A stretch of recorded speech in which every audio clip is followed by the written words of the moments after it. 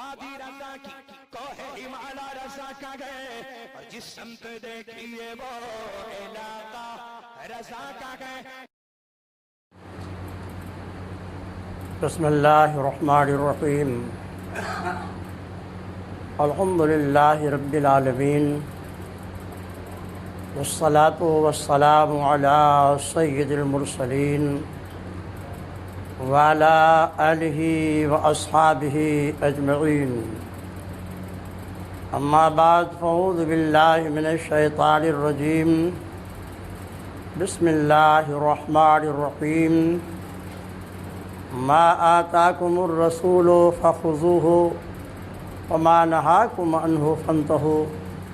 صدق اللہ العظیم وبلغنا رسولہ النبی الامین الکریم ونحن علی ذلک لمن الشاہدین والشاکرین والحمد للہ رب العالمین.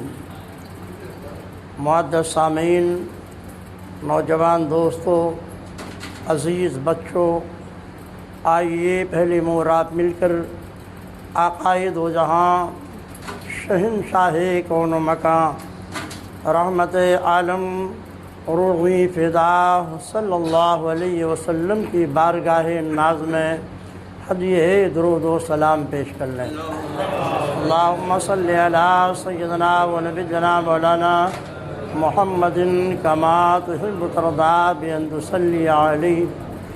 صلاۃ و سلام علیک یا رسول اللہ صلی اللہ تعالی علیہ وسلم. خطبہ مسونہ کے بعد جس آیت مقدسہ کے تلاوت کا شرف حاصل کیا ہے، پروردگار عالم ارشاد فرماتا ہے ما آتاکم الرسول فخذوہ. رسول جو تمہیں دیں اسے لے لو، اور رسول جس سے تم کو منع کر دیں اسے بعد آ جاؤ. معزز سامعین، عید الفطر کے بعد سے لے کر اب تک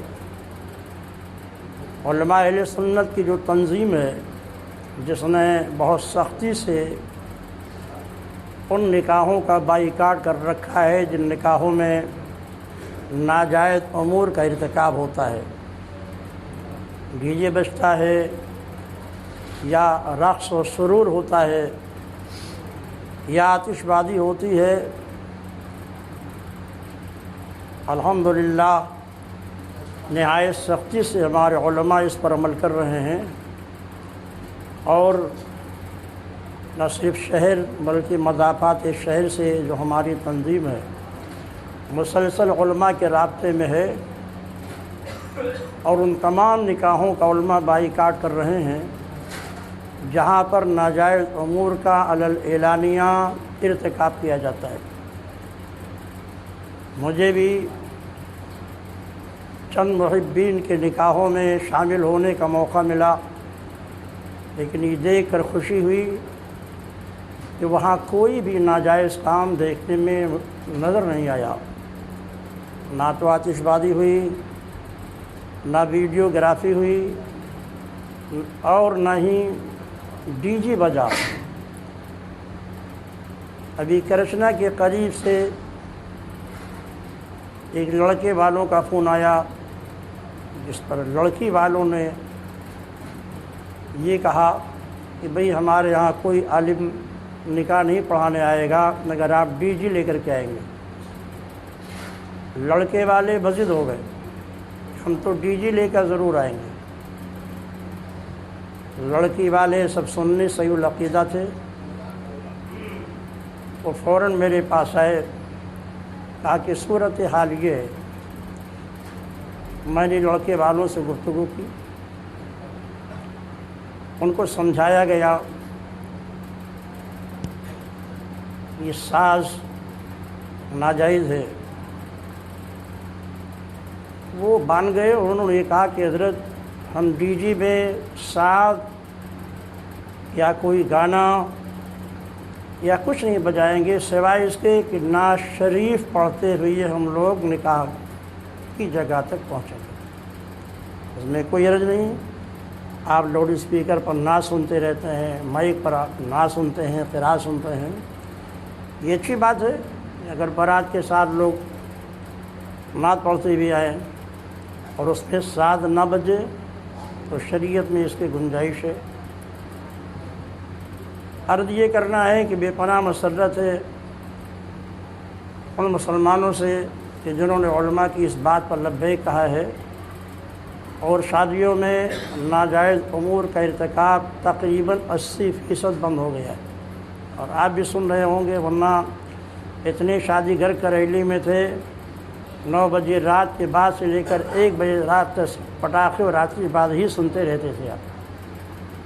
لیکن اللہ کا شکر ہے 1-2 شادیوں میں اب یا تو ان کے پاس علم کی کمی ہے یا نئی دولت آئی ہوگی تو دولت کا اظہار کرنا تھا، اس لیے 2-3 شادیوں میں اس طرف میں نے 1 ہفتے میں آتش بازی اور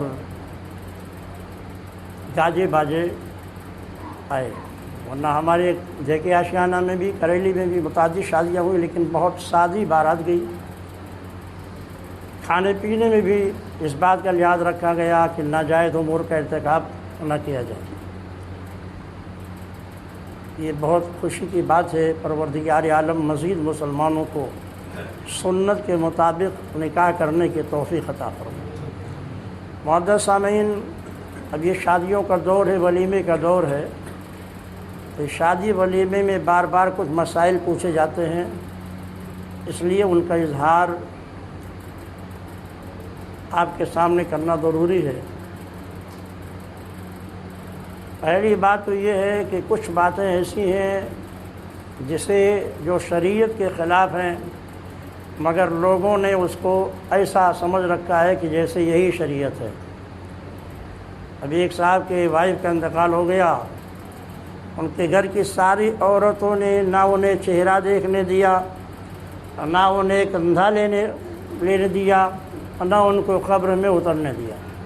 یہ تینوں چیزیں ایک دم جہالت پہ مبنی ہے۔ جو لوگ عورت کا چہرہ زندگی میں دیکھ سکتے تھے، جیسے شوہر ہے، باپ ہے، بیٹا ہے، پھوپھا ہے، خالو ہے، نواسے ہیں، اصول ہیں، فروع ہیں، تو مرنے کے بعد بھی عورت کا چہرہ دیکھ سکتے ہیں۔ اس لیے شوہر بیوی کے مرنے کے بعد اس کا چہرہ دیکھ سکتا ہے۔ اس کی شریعت میں ممانعت نہیں۔ ممانعت یہ ہے کہ بغیر کسی پردے کے بیوی کے جسم کو چھو نہیں سکتا۔ بلا حائل اگر بیوی کے چہرے کو یا اس کے جسم کے کسی حصے کو ہاتھ لگانا چاہے تو نہیں لگا سکتا، لیکن وہ چہرہ بھی دیکھ سکتا ہے، کاندھا بھی دے سکتا ہے، قبر میں اتار بھی سکتا ہے۔ اس کی شریعت میں ممانعت نہیں ہے، اس لیے یہ جہالت ہے لوگوں میں۔ اس لیے بات اپنے گھروں میں بتائی، عورتوں کو، خاص کر عورتیں اس معاملے میں بہت ضد کرتی ہیں جو بالکل شریعت کے خلاف ہے۔ بغیر پردے کے شوہر عورت کو چھو نہیں سکتا مرنے کے بعد، لیکن وہ چہرہ دیکھنا چاہے تو چہرہ دیکھ سکتا ہے، جنازے کو کندھے پہ لے کے جا سکتا ہے، قبر میں اتار سکتا ہے۔ شریعت میں اس کی ممانعت نہیں ہے۔ معزز سامعین، دوسرا سوال یہ بار بار آ رہا ہے کہ ولیمے میں ہم اپنے بچی کا یا بچے کا عقیقہ کرنا چاہتے ہیں۔ بہت اچھی بات ہے، ولیمہ سنت ہے، وہ بھی ادا ہو جائے گا، عقیقہ سنت ہے، یہ بھی ادا ہو جائے گا۔ پہلے سمجھیں عقیقہ ہے کیا۔ نوزائیدہ بچہ، نو مولود بچہ جب کسی گھر میں پیدا ہوتا ہے تو اس شکریے میں اس کا باپ یا اس کی ماں اللہ کے حضور شکرانے کے طور پر جو جانور ذبح کرتے ہیں اسی جانور کو عقیقہ کہا جاتا ہے۔ عقیقہ کا مفہوم سمجھ لیں۔ نوزائیدہ بچہ کی ولادت کے خوشی کے موقع پر گھر کے لوگ، اس کے ماں باپ اللہ کی رضا کے لیے شکرانے کے طور پر جو جانور ذبح کرتے ہیں اسی کو عقیقہ کہا جاتا ہے۔ عقیقہ یہ سنت ہے۔ حضرات حسنین کریمین جب پیدا ہوئے تو آقائے کائنات صلی اللہ علیہ وسلم نے دائیں کان میں اذان کہی، بائیں کان میں تکبیر کہی۔ اس کا بھی التزام کیجیے آپ لوگ۔ عموماً بچے اس وقت در سے گھوم میں پیدا ہوتے ہیں، زیادہ تر 80 اور 90% بچے نصیب میں پیدا ہوتے ہیں۔ خبر ملتی رہتی ہے، 2 دن گزر گیا، 3 دن گزر گیا، بچے کے کان میں نہ اذان کوئی دینے والا ہے، نہ کوئی تکبیر کہنے والا ہے۔ بھئی آپ مسلمان ہیں، کم از کم اذان اور تکبیر کہنا تو سیکھ لیجیے۔ اب مدرسے میں آتے ہیں، حضرت بھیج دیجیے کہ وہ بچہ پیدا ہوا اس کے کان میں اذان دیتے، تکبیر کہتے، کتنے افسوس کی بات ہے۔ بچہ پیدا ہو، غسل دینے کے بعد پہلا کام یہ کیا جائے کہ اس کے دائیں کان میں اذان اور بائیں کان میں تکبیر کہہ دی جائے۔ میرے آقا نے حسنین کریمین کی ولادت کے موقع پر آپ تشریف لے گئے، دائیں کان میں اذان کہی، بائیں کان میں تکبیر کہی، اور 7ویں دن پیدائش کے 7ویں دن آقائے کائنات صلی اللہ علیہ وسلم نے حسنین کریمین کی طرف سے 2 مینڈھے بطور عقیقہ ذبح فرمائے۔ جن جانوروں کی قربانی جائز ہے انہی جانوروں پر عقیقہ بھی جائز ہے۔ جو تفصیل قربانی کے جانور میں ہے وہی تفصیل عقیقہ کے جانور میں بھی ہے۔ ہاں، مستحب یہ ہے کہ بچے کے پیدائش کے 7ویں دن اس کا نام رکھا جائے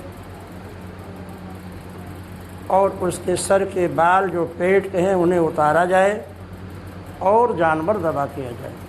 اسی کا نام عقیقہ ہے۔ پیدائش کے 7ویں دن نام رکھا جائے، پیٹ کے بال جو سر پر ہیں انہیں اتار دیا جائے، شکرانے کے طور پر جانور کو ذبح کیا جائے۔ لڑکا ہے وہ بکرا ہو، 2 مینڈا ہو، لڑکی ہے تو افضل ہے 1 بکری ہو۔ لیکن ایسا یہ مطلب نہیں ہے کہ اگر کسی کو 2 بکرا میسر نہیں ہے تو 1 بکرے پر عقیقہ نہ کرے۔ اگر آپ نے 1 بکرے پر بھی عقیقہ کر دیا لڑکے کی طرف سے تو عقیقہ ہو گیا۔ افضل یہ تھا کہ اللہ نے آپ کو استطاعت دی ہے تو لڑکے کی طرف سے 2 بکرا اور لڑکی کی طرف سے 1 بکری ذبح کی جائے، لیکن بکری کے بجائے بکرا آپ نے ذبح کر دیا، جب بھی عقیقہ ہو جائے گا۔ علماء نے بڑی لمبی بحث پر کی ہے کہ لڑکے کے لیے بکرا کیوں، لڑکے کے لیے بکری کیوں؟ تو اس کا جواب یہ ہے تاکہ جسم کے جو اعضاء ہیں وہ بچے کے اعضاء کے مناسب ہو جائیں، اور اللہ ہر عضو کو جسم کے بچے کے جہنم سے آزاد کر دے۔ تو ظاہر ہے لڑکا ہے تو اس کے لیے بکرا مناسب ہے، لڑکی ہے تو اس کے لیے بکری مناسب ہے کہ سارے اعضاء ایک دوسرے کے ساتھ متحد ہیں۔ نام رکھتے وقت جس کا خیال رکھا جائے کہ نام اچھا رکھا جائے۔ سرکار فرماتے ہیں قیامت میں تم اپنے اور اپنے باپ داداؤں کے نام سے پکارے جاؤ گے، اچھے نام رکھے جائیں۔ عبد الرحمن، عبداللہ، محمد، احمد، انبیاء کے ناموں پر نام رکھنا، اسماعیل، اسحاق، یعقوب، ابراہیم، موسیٰ، عیسیٰ، یہ سب اچھے نام ہیں۔ تو انبیاء کے نام پر نام رکھیں، صحابہ کے نام پر نام رکھیں، عبد الرحمن، عبداللہ نام رکھیں، محمد احمد نام رکھیں۔ حدیث شریف میں اس نام کی بے شمار فضیلتیں آئی ہیں۔ ایک حدیث میں ہے کہ میدان قیامت میں اللہ کی طرف سے اعلان ہوگا جتنے محمد ہیں وہ سب ایک جگہ جمع ہو جائیں۔ محمد نام کے جتنے مومنین ہوں گے ایک جگہ جمع ہو جائیں گے۔ پھر پروردگار عالم کا اعلان ہوگا کہ میں نے اپنی ذات پر قسم اٹھائی ہے کہ جس کا نام میرے محبوب کے نام پر محمد یا احمد ہوگا اسے میں جہنم میں جلاؤں گا نہیں، جاؤ جنت میں چلے جاؤ۔ بڑی فضیلت ہے۔ محمد نام کا بچہ جب کسی دسترخوان پر بیٹھ کر کھانا کھاتا ہے تو برکت کے لیے وہاں پر فرشتے شریک ہوتے ہیں۔ ہاں یہ ضرور ہے کہ جب کسی بچے کا نام محمد یا احمد رکھا جائے تو کبھی اس کے نام کو توڑ مروڑ کر کے نہ بلایا جائے، اس میں رسالت کا پورا احترام رکھا جائے، بلانے کے لیے کوئی دوسرا مختصر سا پیارا نام رکھ لیا جائے، لیکن جو نام غیر شرعی ہیں ان سے اعتراض کیا جائے، یہ منگرے ہیں، یہ بدھئی ہے، جمعہ کو پیدا ہوئی تو جمن ہے، کالا ہے تو کلو ہو گئے، للو ہو گئے، پپو ہو گئے۔ یہ نام شریعت میں درست نہیں ہے، کیونکہ اسے تو پتہ ہی نہیں چلے گا کہ نام والا مسلمان ہے بھی کہ نہیں ہے۔ اس لیے اس طرح کے ناموں سے بچا جائے۔ اللہ کے نبی کی بارگاہ میں اگر کبھی ایسا نام والا آتا تھا جو شریعت کے خلاف سرکار فوراً بدل دیتے تھے۔ ایک عورت آئی، کہا کیا نام ہے؟ کہا آسیہ نام ہے۔ آسیہ مانے خدا کا نافرمان۔ ظاہر ہے کتنا برا نام تھا۔ اللہ کے رسول نے فرمایا نہیں، آج سے تمہارا نام آسیہ نہیں برہ ہوگا۔ برہ مانے نیکی کرنے والی عورت۔ یوں آقا بدل دیتے تھے۔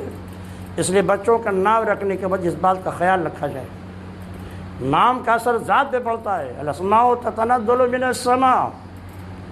اس لیے اپنے بچے کا نام نیکوں کے نام پر رکھیے، انبیاء رسولوں کے نام پہ رکھیے، تاکہ اس نام کا اثر اس کی ذات پہ پڑے۔ پیدائش کے 7ویں دن عقیقہ کرنا یہ سنت ہے۔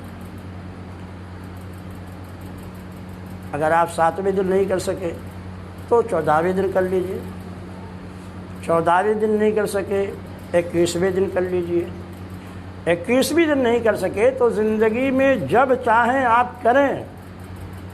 بہتر یہ ہے کہ پیدائش کے 7ویں دن کا خیال رکھیں، یعنی اگر آپ کا بچہ جمعہ کو پیدا ہوا ہے تو جمعرات یہ 7واں دن ہوگا، اگر جمعرات کو پیدا ہوا ہے تو بدھ یہ 7واں دن ہوگا، بدھ کو پیدا ہوا ہے تو منگل یہ 7واں دن ہوگا۔ اس کا لحاظ رکھنا بہتر ہے، مناسب ہے۔ پہلے بال مونڈیں گے اور پھر قربانی کریں گے، یہی افضل ہے۔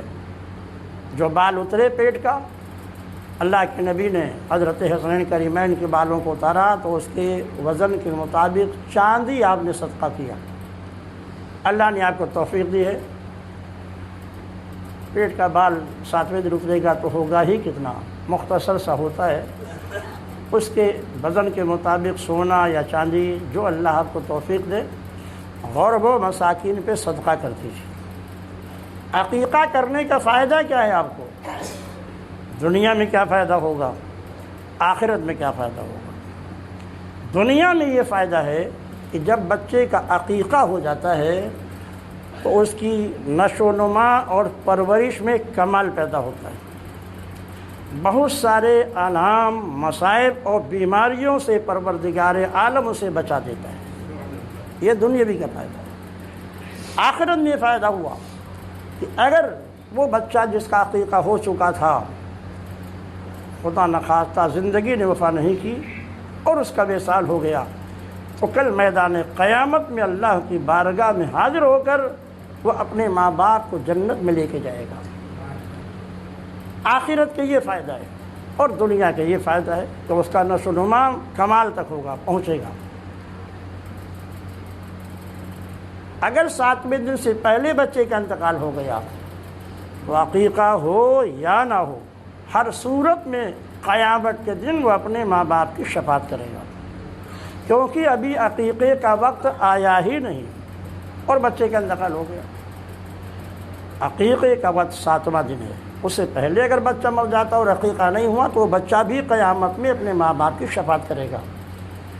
حدیث پاک میں تو یہاں تک ہے کہ اگر کچا بچہ کسی کا گر گیا ہے تو میدان قیامت میں اپنا نام لے کر اپنے رب کی بارگاہ میں حاضر ہوگا اور اللہ سے جھگڑے گا، جیسے قرض خواہ قرض دار سے جھگڑتا ہے کہ میرے ماں باپ کو میرے حوالے کیے جائیں۔ اللہ بڑا کریم ہے، بڑا رحیم ہے، بندوں پر بڑا مہربانی فرمانے والا ہے۔ بچے کو جھگڑتے ہوئے دیکھے تو کہے گا او کچے بچے، اپنے پروردگار سے جھگڑنے والے، جاؤ اپنے ماں باپ کا ہاتھ پکڑ لو اور انہیں اپنے ساتھ جنت میں لے کے چلے جاؤ۔ تو اگر 7ویں دن سے پہلے بچے کا انتقال ہوا تو عقیقہ ہو یا نہ ہو وہ بچہ شفیع ہوگا، لیکن اگر عقیقہ 7ویں دن ہو نہیں کر سکے آپ اور بعد میں بچے کا انتقال ہو گیا تو میدان قیامت میں اس بچے کی شفاعت سے آپ محروم ہو جائیں گے، وہ شفاعت نہیں کر سکے گا۔ اس لیے بچوں کا عقیقہ کیجئے تاکہ وہ آپ کے لیے قیامت میں ایک ذریعہ شفاعت بنے۔ اب عموماً کبھی کبھی ایسا ہوتا ہے کہ پیدائش کے وقت آدمی قریب ہوتا ہے، عقیقہ کرنے کی استطاعت ہوتی ہی نہیں ہے، اس وقت آپ کا عقیقہ نہیں ہو سکا تو آپ جوان ہوں گے تو اپنا عقیقہ آپ خود کر لیجئے نا، شریعت نے منع نہیں کیا، آپ خود اپنا عقیقہ کر لیجئے، آپ کمانے لگے، اللہ نے آپ کو دولت دے دی، آپ اس لائق ہو گئے کہ عقیقہ اپنا کر سکتے ہیں، آپ زندگی میں جب چاہے اپنا عقیقہ کر لیں، اس کے لیے وہ قضا کبھی نہیں ہوگا، ہمیشہ ادا ہی رہے۔ عقیقہ کے گوشت کے تعلق سے بھی عورتوں میں عجیب عجیب باتیں مشہور ہیں، سب کھائیں گے مگر ماں اور باپ نہیں کھائیں گے، نانا نانی نہیں کھائیں گے، یہ بھی جہالت ہے،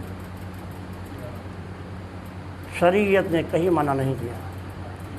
عقیقہ کا گوشت جس طرح اجنبی لوگ کھا سکتے ہیں ایسے ماں باپ اور نانا نانی بھی کھا سکتے ہیں۔ ہاں یہ بہتر ہے کہ عقیقے کے جانور کی ہڈیوں کو زیادہ توڑا نہ جائے، یہ بچے کے لیے نیک فعلی ہے، اور جو شوربہ اور سالن بنایا جائے اس میں زیادہ مرچ نہ ڈالا جائے، فقہاء نے لکھا ہے کہ میٹھا بنایا جائے، بہت زیادہ کڑوا نہ بنایا جائے، یہ بھی بچے کے لیے نیک فعلی ہے۔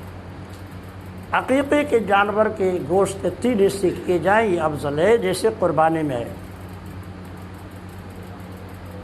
تو 3 حصہ کرنا افضل ہے، لیکن اگر آپ حاجت مند ہیں، ضرورت مند ہیں تو آپ سب کا سب اپنے گھر میں استعمال کر سکتے ہیں، کثیر العیال ہے تو یہ حال عقیقے کا بھی ہے۔ کچھ لوگ یہ سوال کرتے ہیں کہ حضرت عقیقہ ہوا ہے، ہم نے اپنے 2 صحابہ کو دعوت دی ہے، گوشت کی زیادہ ضرورت ہے، اب اگر ہم 3 حصہ کر دیں گے تو بازار سے ہم کو گوشت خریدنا پڑے گا، تو ان کو سمجھایا جاتا ہے کہ گوشت کا آپ 3 حصہ تو کر لیجئے، لیکن جو حصہ غریبوں کا ایک حصہ بنتا ہے اگر آپ اس کو گھر میں پکانا چاہتے ہیں تو بہتر یہ ہے کہ اتنے حصے کی جو قیمت بنتی ہے وہ قیمت آپ غریبوں میں تقسیم کر دیجئے اور آپ پورے گوشت کو اپنے گھر میں بنا لیجئے۔ 3 حصہ جو گوشت کے کرنے کا حکم ہے وہ کچا گوشت بھی آپ 3 حصہ کر کے لوگوں میں بانٹ سکتے ہیں اور پکانے کے بعد بھی 3 حصہ کر کے لوگوں میں تقسیم کر سکتے ہیں، غریبوں میں، دوست احباب کو اور اپنے گھر کے لوگوں کو۔ اب ایک مسئلہ یہ بھی لوگ پوچھتے ہیں کہ حضرت عقیقے کا گوشت ہے، شادی میں استعمال کرنا ہے تو فاتحہ دے سکتے ہیں کہ نہیں؟ ارے جب قربانی کے گوشت پر فاتحہ دے سکتے ہیں تو عقیقے کے گوشت پر فاتحہ کیوں نہیں دے سکتے؟ ظاہر ہے عقیقہ ایک الگ چیز تھی، وہ ادا ہو گیا، آپ اس کے ساتھ چاول بنائیں گے، دال بنائیں گے، روٹی بنائیں گے اور دیگر تمام چیزیں بناتے ہیں اور آپ فاتحہ میں وہ سب رکھیں گے، پھر قرآن کی آیت پڑھیں گے۔ تو جس طرح قربانی کے گوشت پر فاتحہ ہو سکتی ہے ایسے عقیقے کے گوشت پر بھی فاتحہ ہو سکتی ہے۔ اس وقت یہ مسئلہ پوچھتے ہیں حضرت بچہ پیدا ہوا تھا، 15 دن تھا، 20 دن تھا، 1 مہینہ تھا، بچہ مر گیا، اب ہم اس کا عقیقہ کرنا چاہتے ہیں تو اب عقیقہ جائز نہیں۔ عقیقہ زندگی کا شکرانہ ہے، مرنے کے بعد کسی کا عقیقہ نہیں ہو سکتا ہے۔ قربانی کر سکتے ہیں آپ اس کے نام سے، یعنی قربانی کر کے اس کا ثواب پہنچا سکتے ہیں، لیکن عقیقہ نہیں کر سکتے کیونکہ عقیقہ یہ زندگی کا شکرانہ ہے۔ تو بچہ زندہ ہے تو آپ اس کی طرف سے عقیقہ کیجئے۔ حج کا موسم آتا ہے تو عجیب عجیب لوگ سوال کرتے ہیں حضرت فلاں صاحب حاجی صاحب ہیں، جا رہے ہیں حج کرنے کے لیے، ان کا عقیقہ ہوا یا نہیں تو حج کیسے ہوگا؟ ارے میرے بھائی، حج الگ فریضہ ہے اور یہ عقیقہ سنت مستحبہ ہے، اس کا حج سے کوئی تعلق نہیں ہے بھائی۔ اللہ نے توفیق دی حج کرنے جا رہے ہیں، کر لیجیے اپنا عقیقہ، لیکن اگر عقیقہ نہیں بھی ہوتا ہے اور کوئی حج کرنے چلا جاتا ہے تو اس کے حج میں کوئی قباحت نہیں ہوگی، وہ الگ فریضہ ہے۔ کچھ وہابی دیوبندی ٹائپ کے لوگ سوال کرتے ہیں، مولانا آپ لوگ یہاں تو بڑی وہابیوں کے خلاف بولتے ہیں، ان کے پیچھے نماز نہ پڑھو، وہاں جاتے ہیں تو اگر ان کے پیچھے نماز نہیں پڑھیں گے تو آپ کا حج کیسے ہوگا؟ یہ دھوکہ دیتے ہیں۔ یہ ہمارے حاجی صاحب گئے سامنے بیٹھے، یہ حاجی صاحب گئے بیٹھے، پوچھے ان سے، ہم لوگ وہاں تھے، ہمارے ساتھ علماء کی جماعت تھی، 42 روز تک وہاں تھے، ساری نمازیں با جماعت ہم لوگ الگ پڑھتے تھے، ان کے اقدام میں نماز نہیں پڑھتے تھے۔ نماز الگ فریضہ ہے، الگ فریضہ ہے، یہ کئی شریعت میں نہیں ہے کہ ان کے پیچھے نماز نہیں پڑھیں گے آپ تو آپ کا حج نہیں ہوگا۔ ارے ان کے پیچھے نماز پڑھنے کا مطلب تو یہ ہے کہ نزدیک اگر عقیدہ رکھتا ہے تو نماز ہی نہیں ہوگی آپ کی، اپنی الگ نماز پڑھیں۔ اب لوگوں نے عرفات کے میدان میں، مزدلفہ کے میدان میں، منی کے میدان میں اپنے خیمے نماز کی، میلاد شریف بھی پڑھا، نعت خوانی بھی ہوئی، تو ایسا کچھ نہیں ہے۔ معزز سامعین، عقیقہ سنت ضرور ہے مگر اس کے دینی اور دنیوی فوائد ہیں۔ اگر آپ لوگوں میں استطاعت ہے اور کسی کا عقیقہ نہیں ہوا ہے تو وہ خود اگر کمانے لگا ہے تو اسے چاہیے کہ وہ اپنا عقیقہ ادا کر لے۔ پروردگار عالم ہمیں اور آپ سب کو شریعت کے احکام پر عمل کرنے کی توفیق عطا فرمائے، جن حضرات کے سنتیں باقی ہیں وہ ادا فرمائے۔ السلام علیکم۔